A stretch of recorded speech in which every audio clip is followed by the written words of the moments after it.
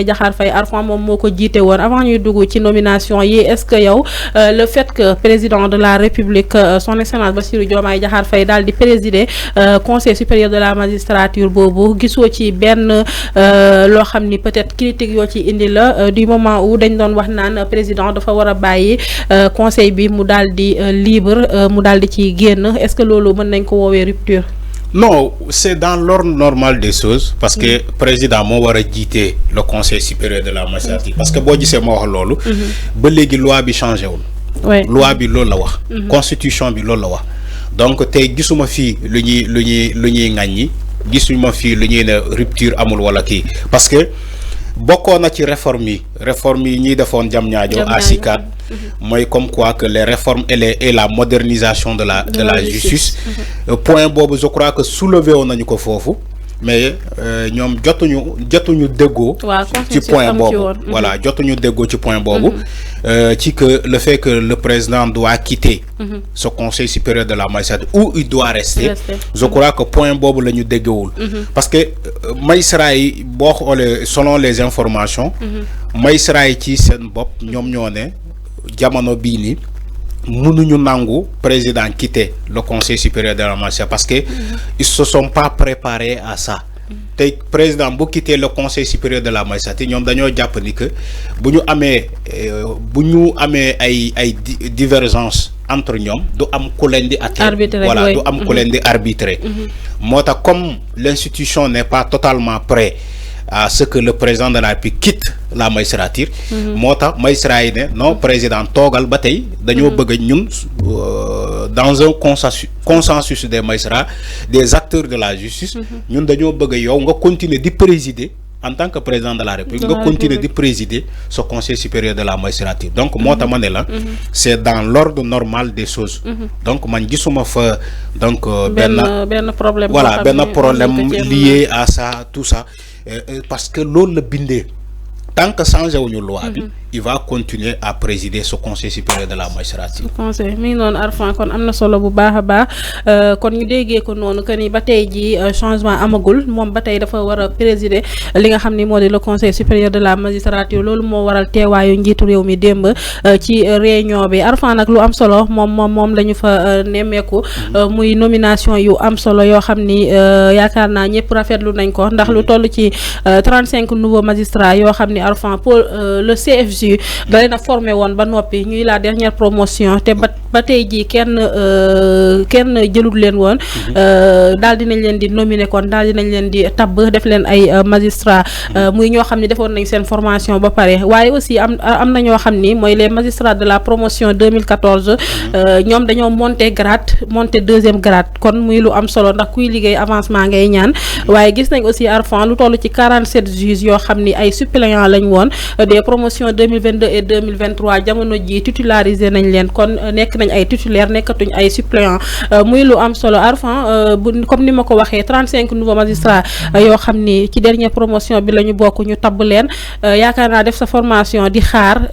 war a am liggéeyoo métti na kon tey buñ la tabbee teg ci itam ñi nga xam ni ay ñu ngi woon ci seen promotion bu 2014 ñu yokkal leen seen grade waaye aussi ñoo xam ni ay suppléants lañ woon ñu indi leen ñu nekk ay titulaire est-ce que loolu lépp mën nañ koo méngale ak wax ji nga xam ni waa collectif ñoo lànk wax nañ ko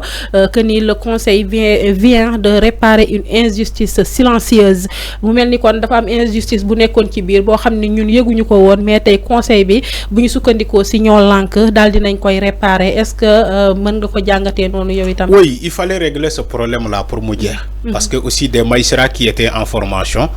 ñu def seen formation ba jeexal ba léegi dugguñu en fonction donc loolu c'est quelque sorte une injustice là mais heureusement que ce conseil supérieur de la magistrature l'a réparé parce que aussi selon ndoguma la mais école boobu CFJ concours moo la fay dugal. Voilà concours dugalee effectivement boo defee formation état da la war a recruter directement. Voilà c'est un centre de formation donc des magistrats donc ci wàllum yoon justice donc nit mënul def formation ba jeexal après doo ko yóbbu fenn pour mu liggéey donc étant donné que yow wax nga ko sànq ni que concours mooy tax nga dugg foofu nga imaginer nga def sa concours ba pare jàll dugg ci école de formation bobu ou bien centre de formation bobu ñu former la ba nga jéxal formation bi ba paré bobu ba légui mënul fexé ba liggéey donc wala ba nga commencer ba nga dugg en fonction franchement lolu luñu doon ñaawlu la mais aujourd'hui on a réparé peut-être cette injustice là donc des magistrats ont été affectés donc selon peut-être information yi ñuy jotta am dañu né yow sank wax nga ko ci les 35 magistrats dañu né le Conseil supérieur de la magistrature a validé donc un large mouvement donc de nomination et d'affectation dans les juridictions du pays. La Cour suprême, la Cour d'appel et donc le ministère de la Justice sont particulièrement concernés. 35 juges suppléants ont été titularisés comme li nga doon wax et 34 nouveaux magistrats affectés dans les juridictions du pays. Donc lolu moy manam c'est pour revenir que li nga doon wax ni que il y a d'abord la titularisation donc de 35 juges, de 35 magistrats, aussi donc l'affectation aussi de 35 de 35 magistrats, nouveaux magistrats yoo xamantene ñom lañ doon paré nañu sen formation ba légui sen affectation lañ doon xaar donc tay dañ leen affecté surtout sur les cours d'appel donc parce que au Sénégal ami on a 6 cours d'appel. Donc 6 cours d'appel qui couvrent l'ensemble des 14 régions donc du Sénégal. Bo jëlé lu melni Ziguinchor par exemple la cour d'appel de Ziguinchor qui va couvrir la région de Ziguinchor, la région de Kolda, de Sédhiou. Donc tu prends la cour d'appel de Saint-Louis par exemple qui va couvrir la région de Matam et de Louga. Tu prends aussi la cour d'appel de Thiès par exemple qui va couvrir donc le département de Mbacké. Donc peut-être la commune la région côté Mbour yep mom koy couvrir. Tu prends la cour d'appel de Tambacounda par exemple qui va couvrir la région de Tambacounda, de Kédougou et de Vélingara. Donc c'est 6 cours d'appel yo xamantene tay dañoo soxla ay magistrats yo xamantene dañ leen former pour ñu mëna dem épeler magistrats yi fa nek. Donc le Conseil supérieur de la magistrature qui s'est tenu donc hier a permis donc d'affecter des magistrats yo xamné dañoo paré sen formation pour ñu mëna dem donc jappalé donc magistrats yi fa nek parce que il y a la lenteur aussi des dossiers judiciaires vous voyez parfois des grèves des magistrats qui réclament donc la main-d'œuvre donc comme quoi que ils sont pas assez outillés donc en personnel, ils sont pas outillés donc assez outillés donc en matériel. Ce Conseil supérieur et l'affectation de ces magistrats là va permettre aussi de régler ce problème là parce que c'est un projet Sénégal Horizon 50, ils ont accentué le curseur sur le capital humain. Maintenant le capital humain ak luñu gis ci l'affectation de ces 34 magistrats et la titularisation donc des 35 juges, ça va permettre aujourd'hui de régler ce capital humain là, le secteur de la justice. Parce que le secteur de la justice, oui, dafa manquer ay personnel. Parfois, on nous dit c'est vrai que le temps de la justice n'est pas le temps des hommes, parce qu'il y a une lenteur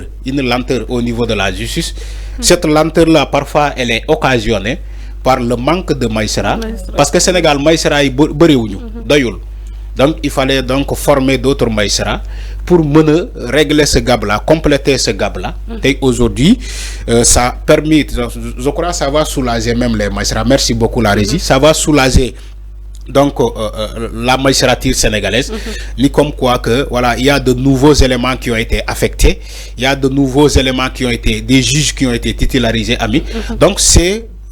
comment dirais-je, un salut. Donc on salue envers ce conseil là. On va essayer de qui Conseil supérieur de la magistrature bobu limna sank ñoo xamantene ñom lañuy former ba légui affecté na len comme par exemple Mam Henriette Diop Fall précédemment donc en détachement à l'autorité de régulation de la commande publique moy ARCOP est nommé conseiller à la Cour suprême. Mom Henriette a été nommé à la Cour suprême. Kenen tamit ko amantene nommé nañ ko monsieur Mamadou Seck Diouf précédemment avocat général délégué près de la Cour suprême, est nommé conseiller délégué de la Cour suprême fofu ci Cour suprême ba légui kenen tamit ko xamantene nommé nañ ko mom Mamadou Seck bobu la doon wax Mamadou Seck Diouf nommé nañ ko aussi au niveau du conseil de fofu ci la Cour suprême. Kenen tamit El Hadj Biram Faye,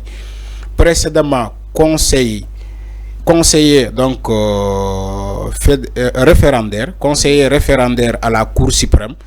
est nommé conseiller délégué de la Cour suprême. Donc c'est des nominations yo xamanteni gis nañu ko demb